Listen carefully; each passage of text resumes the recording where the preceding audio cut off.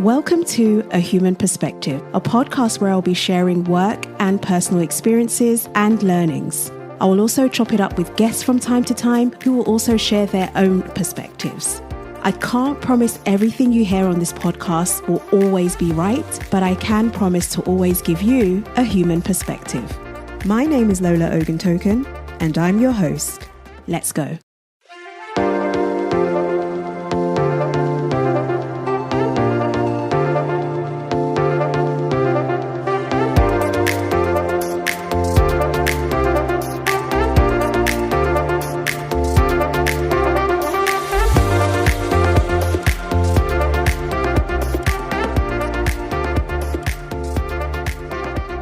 I received a LinkedIn message from someone asking for advice a couple of weeks back, and I am yet to respond.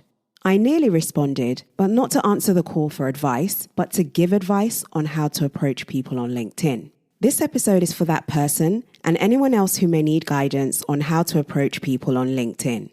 Being a professional networking platform, LinkedIn is ideal territory to approach contacts at a company you're interested in working for, contacts at a company you're interested in partnering with, or someone who specializes in an area of interest to build your network or gain additional insight.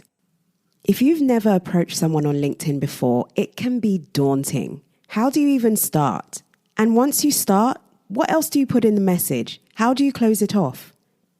When you finally build up the courage to type up a message, you stop yourself, worrying about how your message will be perceived on the other side and whether it will even be acknowledged. Does it make you look desperate or too eager? Will you be considered notable enough to receive a response or the type of response you're hoping for? Why would they even respond to you? Nah, I'll just leave it. And I get it. I get the concerns. I get the overthinking. I get the worry. Having spent many years in talent acquisition, I've approached many people on LinkedIn in the past. Most of which were not actively looking, all of which did not know me. They knew nothing about the company I was recruiting for, and quite frankly, already had enough messages coming in from other recruiters. Despite all this, I managed to crack the shell most of the time. Here's how. Firstly, remember this: you have nothing to lose. Before attempting to send anyone a message, it is important to have realistic expectations of the results you'll get.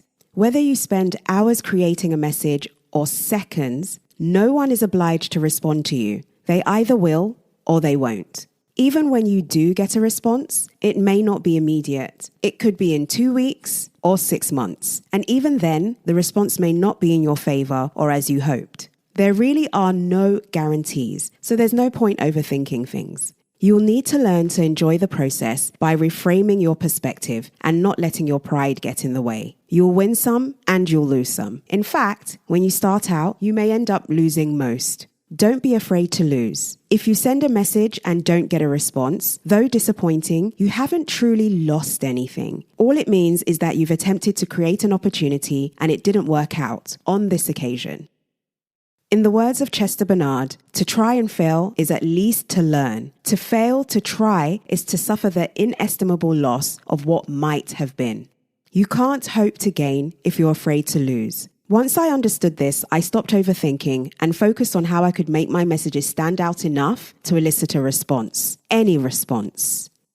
Next, give them a reason. Whenever you reach out to someone, please remember they are busy. They have their own priorities and pressures and their own lives to live. They may not have time to respond to you and they're not obliged to. They don't know you and they don't owe you anything. The person you're reaching out to also likely receives lots of mostly irrelevant messages from a range of people. What makes your message worth taking the time to read? You need to give the person you're reaching out to a reason to care enough to read and respond. So how do you go about doing that? Firstly, get to know your sender. Take the time to read the profile of the person you're planning to approach. Don't assume things because the person's profile matches some keywords you've used to find them. Check the context in which these keywords have been used to ensure they are in line with what you're looking for. The most frustrating and insulting messages are the ones where it's clear the person has not taken the time to read and understand your LinkedIn profile. I've had someone refer to a previous role as if it's my current. I've had someone ask me where I currently work, and my LinkedIn profile was up to date. This has happened both with people who I approached and with people who approached me. On both occasions, I couldn't take the person seriously. If you expect me to take time out of my day to read your message and interact with you, show me you have taken the time to try to understand my journey and who I am. On the other side of this, don't be afraid to be wrong. I've approached people not being 100% they are the right fit. Rather than ignoring this, I admitted this in my message and asked for clarification, guidance, or recommendations. And it worked. Humility and honesty got me through the door.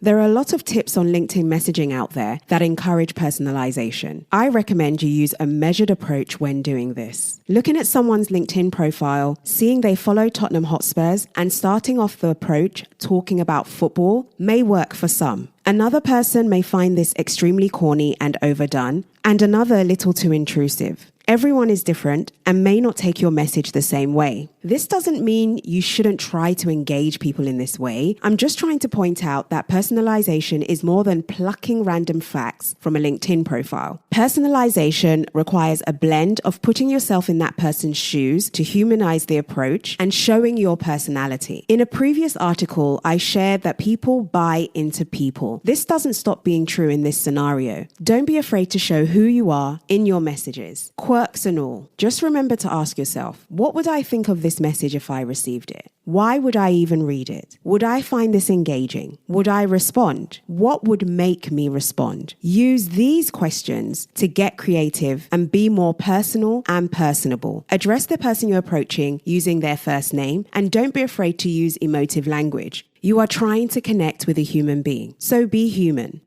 Keep your message strong and punchy. When you're able to send emails, you have two opportunities to engage or lose a prospect being anyone you're approaching. The first is the subject line of your message. The second is how you start your message. Start strong and punchy. You can still lose people beyond this point, but if the subject line is good enough, it will encourage people to read the message. And if the start of the message is good enough, the person will likely read the majority of the message, depending on the length. When it comes to the subject line, choose a short yet bold subject line. Make it a question. For instance, rather than using, "I have an opportunity for you," boring. Try using "ready to do things your way."